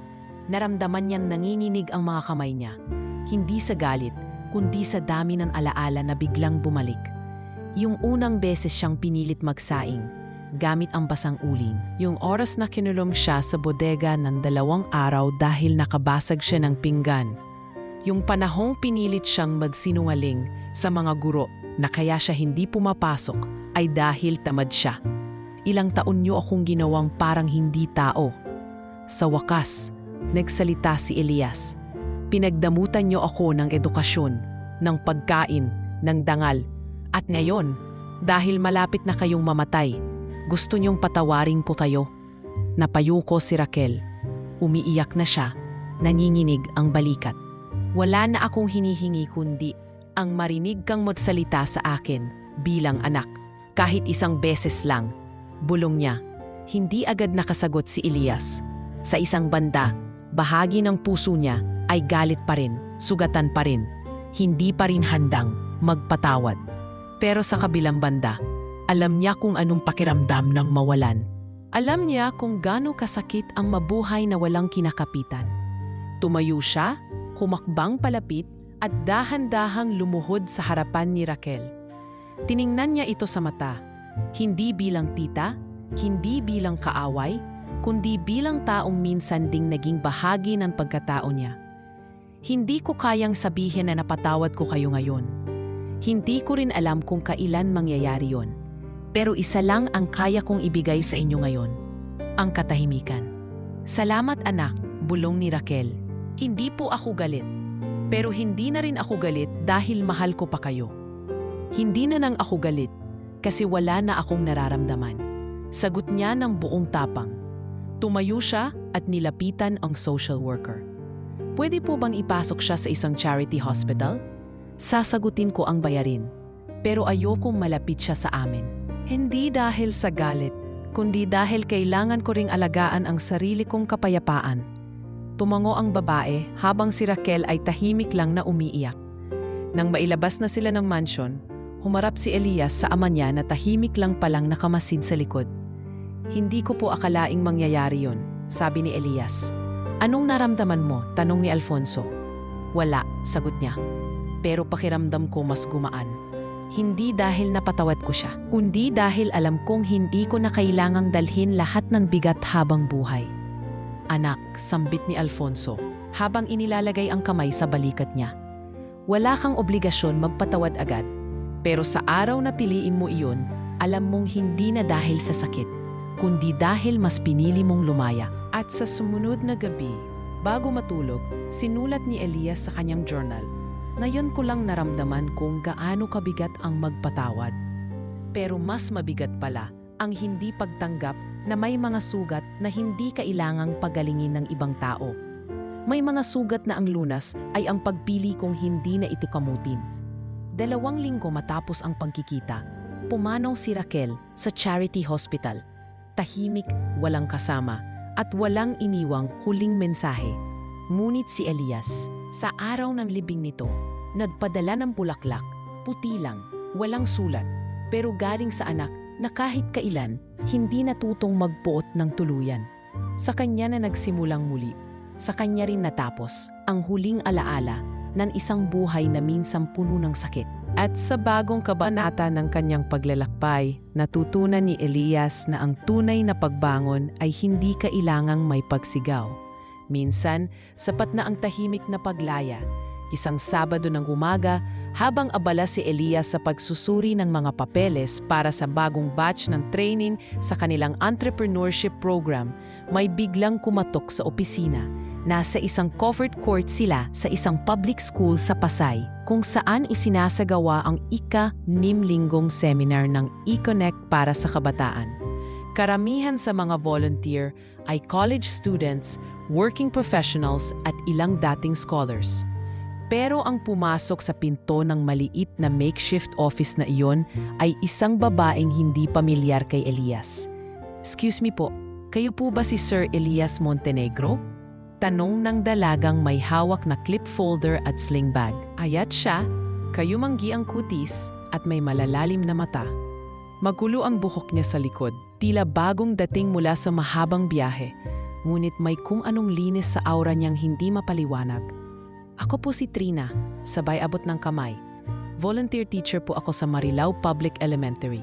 Narinig ko po yung ginagawa niyo sa Tondo at nagbabakasakali lang po akong pwedeng maisali sa project niyo." Napatitig si Elias sa dalaga, hindi sa anyo niya o sa tono ng boses, kundi sa paraan nitong makipag-usap, diretsyo, hindi naningimi, hindi rin nagpapapansin. Tahimik siyang ngumiti at inabot ang kamay. "Oo, ako si Elias. Walang sir, Trina na lang din ang itawag mo sa akin. Anong maitutulong namin sa'yo? Gusto ko lang po sanang madala yung mga estudyante ko dito minsan. Kasi ang dami po sa kanila, first time pa lang makakita ng laptop. Hindi nila alam kung anong itsura ng website. Gusto kong maranasan nila kahit isang araw yung ganitong klase ng seminar." Napangiti si Elias. "Seryoso ka?" "Opo, kahit minsan lang, kahit isang session lang." Tumango si Elias. "Gagawa tayo ng paraan." Simula noon, naging regular volunteer si Trina. Kahit malayo ang pinanggagalingan niya, kahit palaging walang pamasahe at nakikisabay lang sa jeep ng kakilala, palagi siyang maaga. Isa siya sa mga unang nagsasabit ng posters, nag-aayos ng chairs at nagsisilbing ate sa mga bata. Sa tuwing may umiiyak, siyang unang lumalapit. Sa tuwing may naguguluhan, siyang unang nagpapaliwanag. At si Elias, unti-unting humahanga. Minsan inabutan niyang pinupunasan ni Trina ang sugat ng batang nadapa. Bigla siyang napahinto sa paglalakad. Para bang may tinamaan sa loob niya. Hindi ito yung klaseng kilig na dala ng ganda. Hindi ito yung tipo ng pagtingin na base sa itsura o kilos. Ito yung pakiramdam na parang ganyan pala dapat ang may kakampi. Isang gabi pagkatapos ng seminar, nagkasabay sila sa pagligpit ng gamit. Wala nang tao sa paligid. Tahimik ang buong lugar. Si Trina, nakaupo sa sahig habang binabalot ang mga tarpaulin. Si Elias, tahimik lang sa gilid. "Pagod ka na?" tanong ni Elias. Mumiti si Trina, pawisan ang noo. "Hindi, masaya nga eh. Nakatalimutan mo yung sarili mo tuwing tumutulong ka sa iba." Tumango si Elias, kaya kita gusto. Natahimik si Trina, napatigil sa pagkilos. Dahan-dahang tumingin sa kanya. Ano raw? Hindi ko alam kung dapat ko tong sabihin. Pero gusto kita. Hindi bilang pasasalamat sa ginagawa mo, hindi rin dahil lagi kitang kasama. Gusto kita kasi. Sa tuwing nandyan ka, parang may paalala sa akin kung bakit ko ginagawa ang lahat ng to. Umiling si Trina. Elias, hindi mo kailangang sabihin yan. Hindi mo kailangan mapalapit sa akin dahil tinutulungan kita. Hindi yun ang dahilan. Agad yang sagot. At hindi rin ako sigurado kung may karapatan akong sabihin to. Ang dami kong sugat, Trina.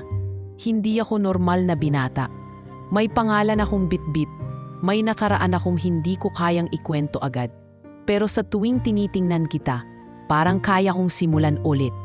Hindi agad nagsalita si Trina. Tumayo siya, pinulot ang isang tarpaulin at nilagay sa gilid. Pagkatapos ay lumapit sa kanya. Hindi kita tinulungan para mapansin mo ako. Tinulungan kita kasi nakita ko sa ginagawa mo yung klase ng pagmamahal na hindi kayang ituro sa paaralan. At kung totoo man yang nararamdaman mo, hindi kita huhusgahan. Pero hindi rin kita mamadaliin. Kasi lahat ng may sugat, kailangang gamutin sa sarili nila muna. At kung darating ang panahon na pareho tayong buo, baka sakaling pareho na rin tayong handang magmahal. Ngumiti si Elias. Kahit ilang taon pa. Kahit ilang taon pa. Sagot ni Trina. Simula noon, naging mas madalas ang kanilang pagkikita. Hindi para ligawan ni Elias si Trina, kundi para mas makilala ito. Dinala siya ni Trina sa kanyang barangay. Pinakilala sa mga batang tinuturuan niya. Sa isang silid na puro sirang silya at basang pader, nakita ni Elias ang dahilan ng pagpupursige ni Trina. At nang makita niya itong umiiyak habang tinuturuan ng ABC ang batang hindi marunong magsalita, sinabi niya sa sarili, ito ang babaeng dapat kong kasama hindi lang sa buhay, kundi sa layunin. Sa unang pagkakataon, naramdaman ni Elias ang isang uri ng pag-ibig na hindi madali, pero malalim. Hindi bulag, kundi mulat. Hindi hinog sa pilit, kundi itinanim, inalagaan, at inaasahang mamumulaklak sa tamang panahon. At habang minamasdan niya si Trina na nakaniting naglilinis ng kwarto kasama ang mga bata, alam niya sa puso niyang hindi siya kailanman mag-iisa ulit. Dahil minsan, hindi ang pamilya mo ang nagtuturo ng pagmamahal. Minsan, isang estranghero lang na may dalang lapis at papel. Iyon ang magtuturo sa'yo kung paano maging tao muli. Madaling araw pa lang ay gising na si Elias. Nakaupo siya sa harap ng kanyang study table, bitbit ang isang lumang mapa ng Rizal Province na may mga tuldok na pula. Marka ng mga lugar kung saan planong itayo ang kauna-unahang community-based construction sites ng kanilang bagong proyektong Tahanan para sa Lahat. Sa tabi ng mapa ay isang folder na may pamagat na Montenegro Foundation Social Housing Development Plan 1A. Mula nang makatanggap ng bahagi ng corporate shares mula kay Alfonso, tinanggihan ni Elias ang pwesto sa New York headquarters. Sa halip, pinili niyang manirahan sa Pilipinas at palawakin ang business arm ng foundation, pero hindi bilang isang business tycoon. Sa kanyang pananaw, hindi negosyo ang kailangan ng bayan kundi oportunidad, kaya't sa edad na 21, siya ang naging pinakabatang direktor ng Montenegro Construction Philippines at sa loob lamang ng isang taon, na ipatayo niya ang 2 low-cost housing sites, isa sa Quezon Province at isa sa Albay. Sa halip na ibenta, pinapaupahan lamang ang mga ito ng halagang abot kaya at ang kinikita ay muling ipinupuhunan para sa susunod na lugar. Hindi ito simpleng pabahay.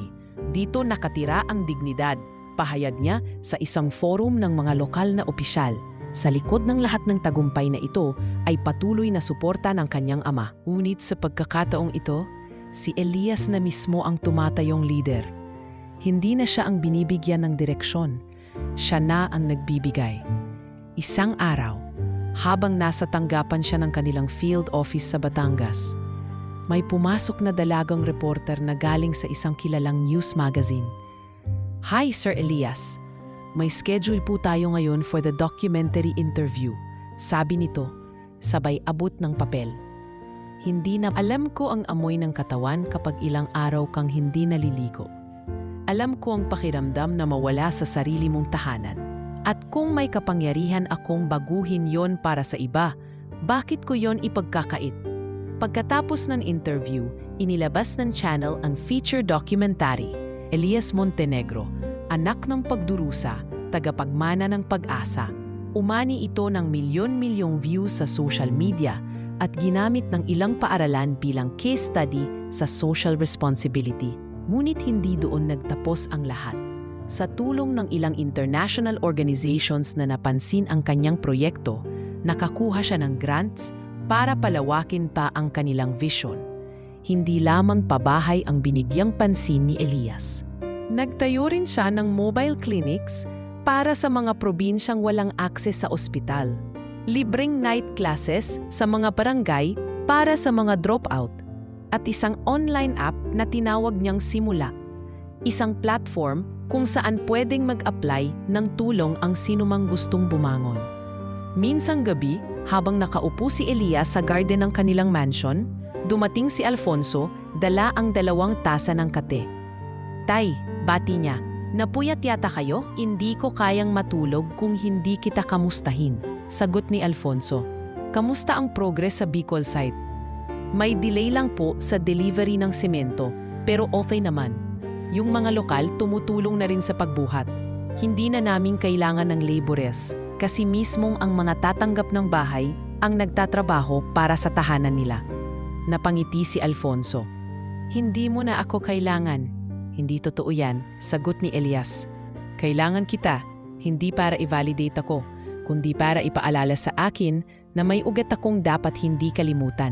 Hindi ko inaasahang lalampas ka pa sa lahat ng ginawa ko, anak. Pero pinagmamalaki kong hindi ako ang gumawa ng pangalan mo. Ikaw yun, sa sarili mong paraan."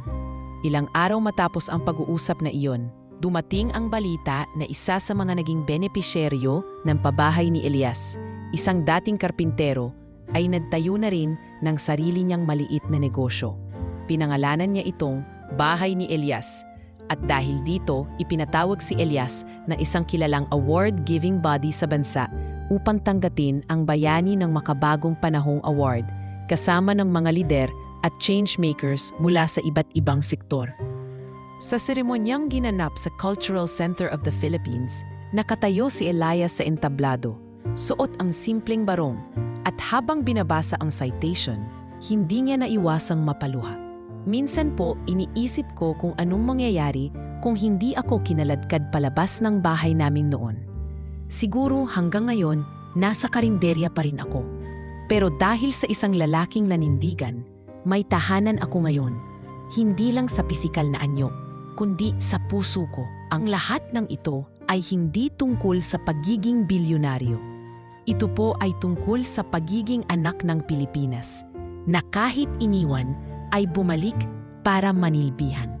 Tumayo si Alfonso sa gitna ng audience at buong pusong pumalakpak. At sa araw na iyon, isang bagong kabanata ang tuluyan ng nasimulan.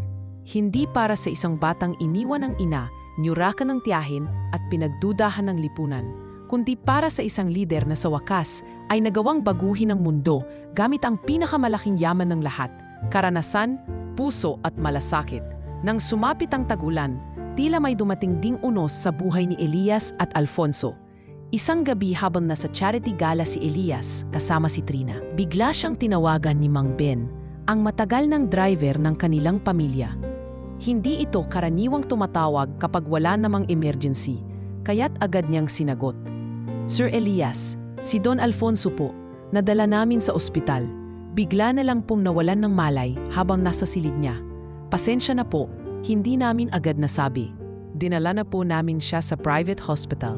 Conscious na po siya, pero mahina." Hindi agad makakilos si Elias. Parang may humila sa kanya pababa. Ang lakas na laging nasa tabi niya, na yun ay tila nauupos. Agad siyang lumiban sa event at lumipad patungong ospital. Pagdating niya roon, nadatnan niya ang amang nakahiga sa puting kama, nakaswero at may oxygen cannula sa ilong.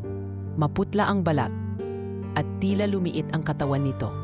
Sa isang sulyap, napagtanto niyang tumanda na pala talaga si Alfonso at ngayon niya lang ito napansin. "Tay," mahina niyang tawag. Ngumiti si Alfonso kahit tilit. "Anak, napagod lang yata ako. Baka hindi lang kinaya ng katawan." "Anong sabi ng doktor?" tanong ni Elias. Halos pabulong. Lumapit ang attending physician. May nakitang bukol sa kanyang pancreas. "Hindi pa malinaw, pero kailangan nating masusing tests. Base sa kondisyon niya ngayon, malaki ang posibilidad na cancer po ito." Sa edad niya, medyo sensitibo ang treatment. Parang umalingaw-ngaw ang salitang cancer sa tenga ni Elias. Ilang segundo siyang tahimik. Sa kanya hinawakan ang kamay ng ama. "Tay, hindi kayo mag-isa. Ako ang bahala." Sa mga sumunod na araw, sinubukan ni Elias na panatilihing normal ang lahat. Nagpapatuloy ang mga proyekto.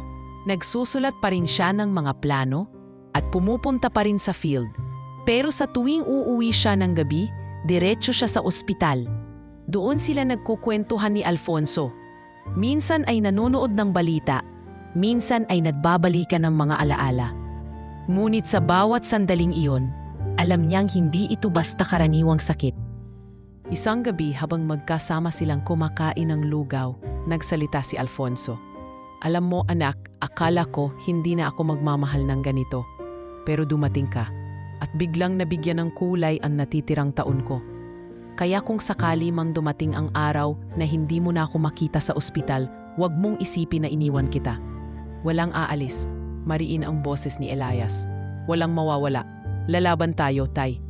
Tumango si Alfonso, ngunit sa mata niya, alam niyang tanggap na nito ang totoo. Hindi lahat ng laban ay panalo, pero may dignidad sa pagtanggap. Kinabukasan, nagpatawag si Elias ng meeting kasama ang core team ng foundation. "Lahat ng responsibilidad ko dito, ililipat muna sa inyo. Pero hindi ito pamamaalam. Magbabantay lang ako sa mas mahalagang bagay ngayon, ang buhay ng ama ko." Hindi ito sinabi sa media. Hindi siya naglabas ng statement. Walang press release. Tahimik ang lahat. Ngunit sa kabila ng pananahimik, maraming nakapansin sa pagkawala ni Elias sa mga event. Hanggang sa isang gabi, habang umiihip ang malamig na hangin sa ospital, nadatnan ni Elias ang ama niyang tahimik lang sa kama, nakatingin sa kisame. "Alala mo ba nung pinadalan kita ng first picture natin, yung naka-blue kang lampin?" Bulong ni Alfonso. "Hindi ko po nakita yon agad, tay. Kinago nila sa akin. Pero lagi kong dala yon, kahit saan ako magpunta."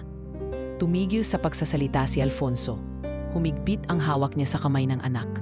"Anak, kung dumating man ang araw na di mo na ako makausap, tandaan mo lang to. Hindi kita minahal dahil anak kita. Minahal kita dahil ikaw ang dahilan kung bakit ako naging mas mabuting tao." Umiyak si Elias. Hindi na niya pinigilan. "Tay, kung pwede lang ako na lang ang magkasakit, hindi niyo ito deserve." "Huwag kang mangarap ng ganyan," sabay tawa ni Alfonso. "Kahit mahina, may papel kang dapat gampanan, Elias. At hindi mo yon magagawa kung ubus ka sa lungkot." Sa sumunod na linggo, ipinadala si Alfonso sa isang private palliative care suite. Sa mga huling araw nito, si Elias mismo ang nag-aalaga. Siya ang nagpapakain, nagpapalit ng kumot, at nagsasalita ng mga alaala kahit alam niyang mahina na ang pandinig ng ama. Hanggang sa isang madaling araw, habang umuulan sa labas at tahimik ang buong ospital, dahan-dahang bumagal ang paghinga ni Alfonso. Hawak ni Elias ang kanyang kamay. Binabasa ng mga luhang ayaw tumigil. "Salamat, tay," bulong niya. "Salamat sa lahat."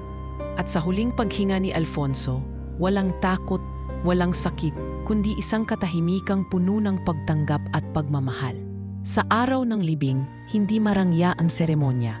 Walang magarbong karwahe, walang mga artistang panauhin. Simplo lang. Si Elias mismo ang nagbigay ng huling mensahe. "Ang tama ko, hindi lang bilyonaryo, isa siyang mandirigma." Sa likod ng kwelyo at relo niya, isa siyang pusong ama na natutong magmahal kahit wala siyang blueprint kung paano. At ngayon, ipinapangako ko sa kanya, hindi ko lang ipagpapatuloy ang iniwan niya. Palalawakin ko ito. Gagawin kong tahanan ng libu-libing anak na nawalan, tulad ng dati kong sarili. At habang ibinababa ang kabaong sa lupaing minsang pinangarap nilang maging lugar ng kapahingahan, tahimik na humakbang si Elias palayo, dala-dala sa puso ang pamana ng amang hindi nagkulang kahit kailan. Sa gitna ng lungkot, sumisibol ang panibagong lakas. Hindi na lang para sa sarili, kundi para sa lahat ng taong natutong magmahal, kahit walang katiyakan kung may kapalit. Lumipas ang 40 araw matapos mailibing si Alfonso. Sa panahong iyon, bihirang lumabas si Elias sa publiko. Ipinatigil muna niya ang lahat ng kanyang nakatakdang panayam. Tinanggihan ang mga imbitasyon mula sa gobyerno at halos araw-araw ay makikita siyang naglalakad sa paligid ng lumang mansyon. Wala ang dating kasuotan niyang elegante. Suot lang niya ang simpleng puting t-shirt at pantalon na parang bumalik sa kung sino siya noon. Isang gabi habang umuulan, nakatayo siya sa veranda, nakatanaw sa liwanag ng lungsod mula sa malayo. Pumabi sa kanya si Trina, tahimik na dala ang tasa ng mainit na tsaa. Ang dami pa ring nag-aabang sayo, mahinang sabi ni Trina. Akala nila mawawala ka na rin tulad ng ama mo. Numiti si Elias, malungkot ngunit buo. Minsan iniisip ko, mas madaling mawala na lang. Pero mas mahirap palang harapin ang mga iniwan ng isang taong mahal mo. Kasi araw-araw mo makikita yung mga bakas niya sa bawat sulok, bawat project, bawat kwento ng mga taong natulungan niya. Pero ikaw Don Elias, ikaw din ang naging ilaw ng mga taong yon. Sa gabing iyon, nagpasya si Elias. Kinabukasan, pinatawag niya ang buong board ng Montenegro Group sa Pilipinas. Hindi na siya nagpaayos ng buhok o nagsuot ng mamahaling relo. Dumating siya sa conference room, suot ang isang itim na long sleeve at maong. Dala-dala ang 2 makapal na folder. Marami po akong desisyong kailangang ilatag, panimula niya. Hindi para papayaan ang iniwan ni Alfonso, kundi para hubugin ito ayon sa hinaharap na alam kong magiging makabuluhan. Una niyang ipinahayag ang pagbebenta ng kanyang 20% shares sa pangunahing construction business ng Montenegro Group. Halos lahat ay nagulat. May ilang tumayo at tumutol. Pero si Elias, tahimik lang na binuklat ang isa pang dokumento.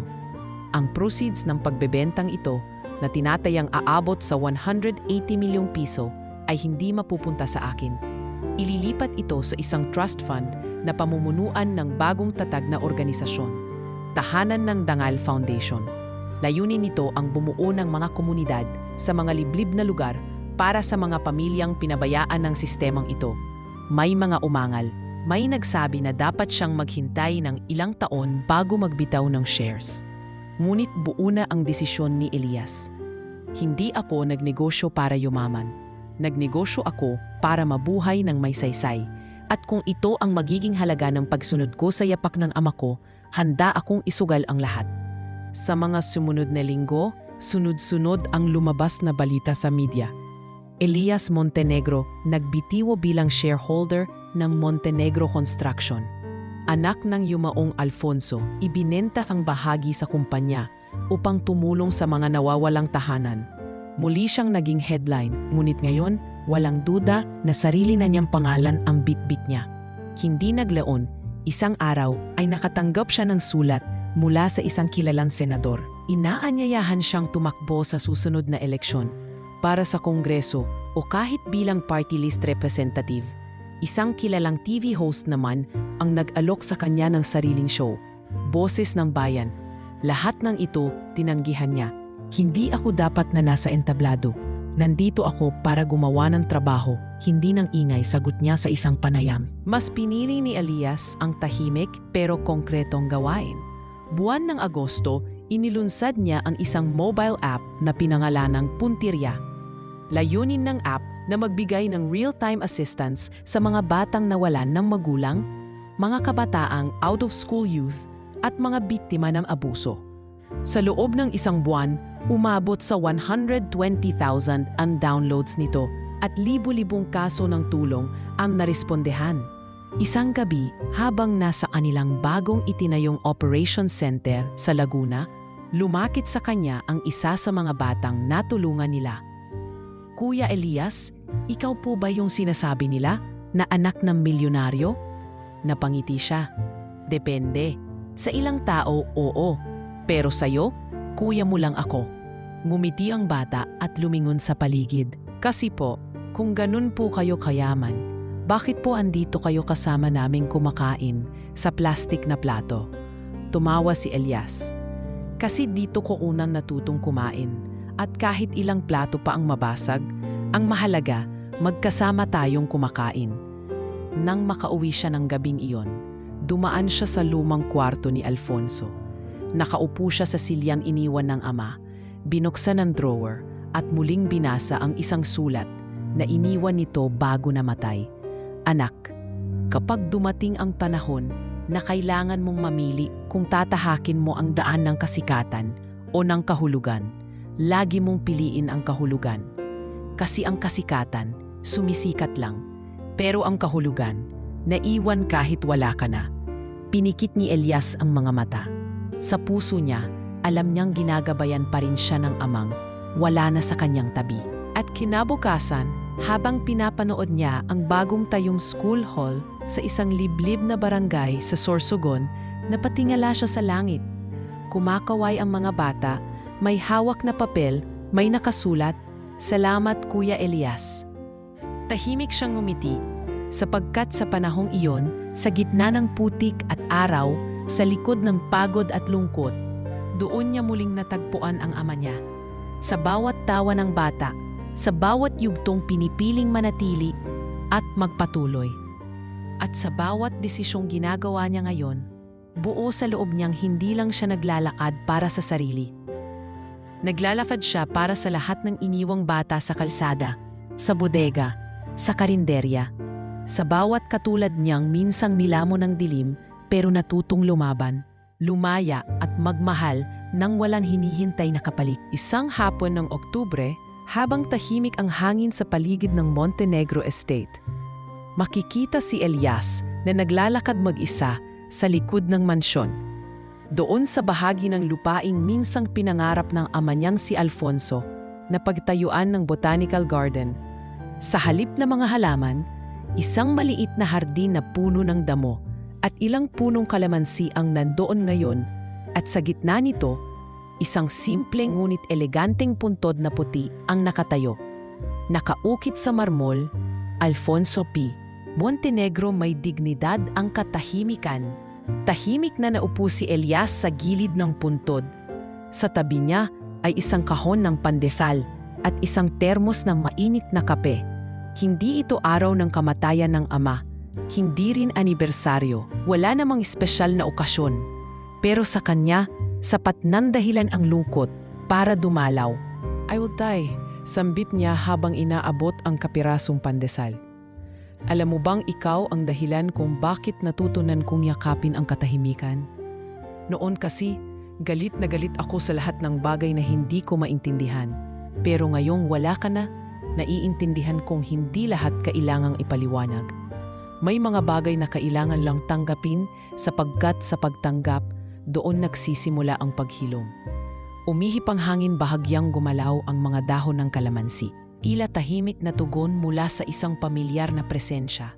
Makalipas ang ilang araw, nagkaroon ng maliit na seremonya sa community hall sa Tondo, ang mismong lugar kung saan una silang nagsagawa ng outreach ng kanyang yumaong ama. Ang mga dating batang tinuruan nila ay ngayon ay mga guro, electrician at small business owners na. Itinayo sa gitna ng hall ang isang painting ni Alfonso. Hawak ang blueprint ng bahay habang may kargang bata sa kabilang braso. Si Elias ang huling nagsalita. Ang buhay ng isang tao ay hindi nasusukat sa yaman o sa haba ng panahon na inilagi niya sa mundo. Ang buhay ay sinusukat sa dami ng pusong tinamaan ng kanyang presensya. Ang ama ko hindi niya ako nabuhat sa unang hakbang ko, pero binuhat niya ako mula sa hukay ng takot at paghihirap. At dahil doon, bitbit ko siya sa bawat desisyon ko ngayon. Tumayo ang lahat at nagbigay ng tahimik na palakpak. Walang sigawan, walang kamera na umaalingaw-ngaw. Tahimik lang, pero may bigat, may kabuluhan. Pagbalik ni Elias sa mansyon, sinalubong siya ni Trina sa study room, bitbit ang isang brown envelope. Dumating to kanina. Galing sa lokal na publisher? Sila raw yung tumulong kay Don Alfonso noon sa pagtipon ng mga personal journals niya. May iniwan siyang draft ng isang librong hindi natapos. Gusto nilang ikaw ang magdesisyon kung ipopublish to o hindi. Kinuha ito ni Elias, binuksan, at nakita ang pamagat na sulat kamay ng kanyang ama. Mga lihim na hindi kailanman na ipadala, mga sulat para sa anak. Binuklat niya ang unang pahina, nakasulat, Elias, kung binabasa mo man to, malamang wala na ako. Pero bawat salita dito, isinulat ko para sa mga gabing hindi ko kayang tawagin ka. Sa mga panahong wala akong tapang na ipaliwanag kung bakit ako umalis. At sa mga araw na tanging sulat lang ang alam kong paraan para maramdaman mong hindi kita iniwan. Hindi niya napigilan ang pagluha. Hindi ito iyak ng lungkot. Hindi rin ng panghihinayang. Kundi pagluha ng isang anak na sa wakas naamdaman ang yakap ng ama. Kahit mula sa papel, tinta at alaala. Ilang linggo ang lumipas. Inilabas ang libro sa piling mga bookstore at library. Hindi ito ginawang mainstream. Hindi rin ito ipinatalastas sa TV. Sa halip, ipinamahagi ito sa mga foundation, orphanages at alternative learning centers. Sa likod ng bawat kopya ay may sulat kamay ni Elias. Para sa mga batang naghahanap ng sagot. Minsan ang pag-ibig ay tahimik. Pero hindi ibig sabihin ay wala ito. Kasabay nito, ipinatayo rin ni Elias ang Alfonso Learning Center. Isang maliit na paaralan sa Antipolo para sa mga batang hindi maabot ng formal education. Dito ginaganap ang mga free livelihood training, reading classes at mentoring sessions para sa mga batang may pangarap pero walang direksyon.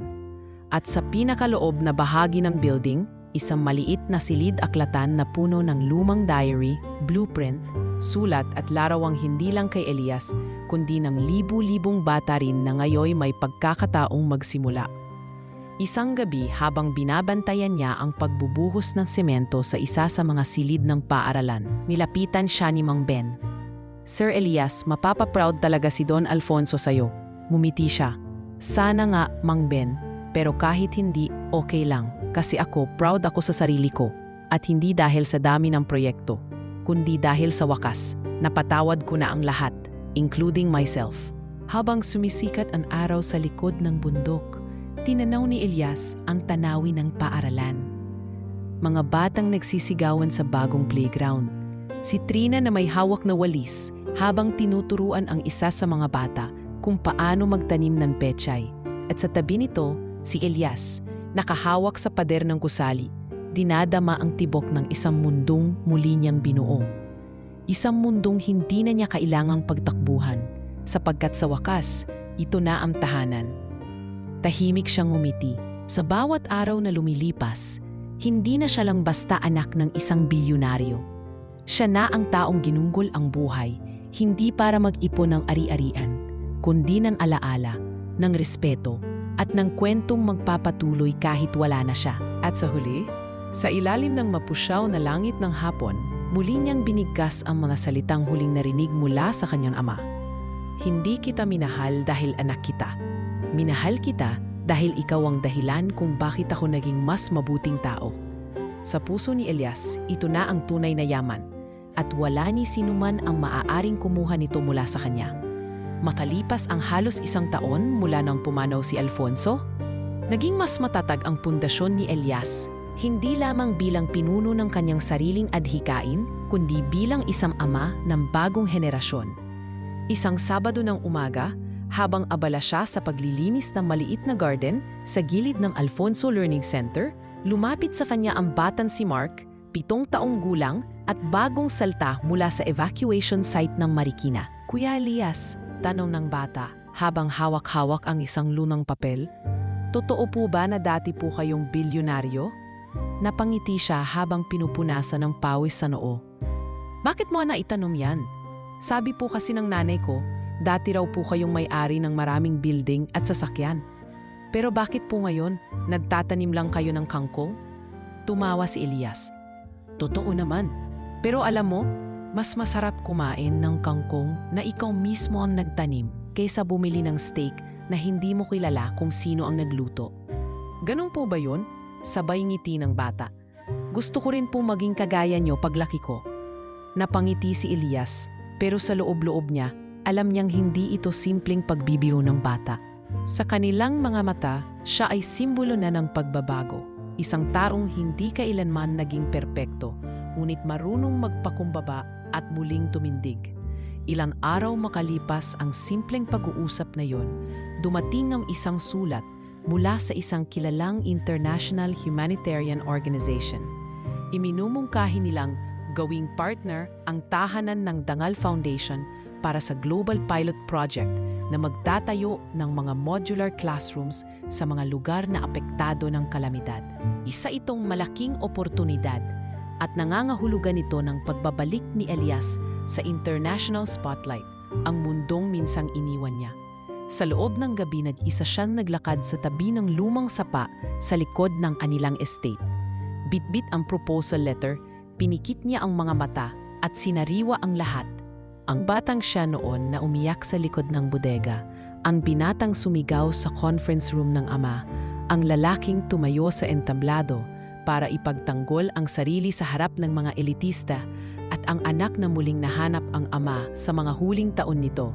Lahat ng iyon ay naging bahagi ng kanyang pagbubuo. Nang sumunod na araw, tinawagan niya ang grupo at tinanggap ang alok. Ngunit may isang kondisyon. Ayoko ng opisyal na title. Ayoko ng mukha ko sa mga tarpaulin. Kung papayag kayong i-feature ang mga bata, ang mga guro at mga nanay sa komunidad, doon lang ako sasali.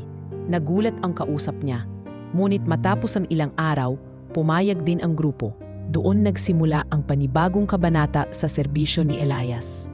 Hindi na ito nakasentro sa lungsod, kundi sa mga baryang malayo, sa mga kabundukang walang signal, sa mga baybayin na tanging bangka lang ang daan. Unti-unti, lumawak ang programa, ngunit nanatili siyang simpleng bihis.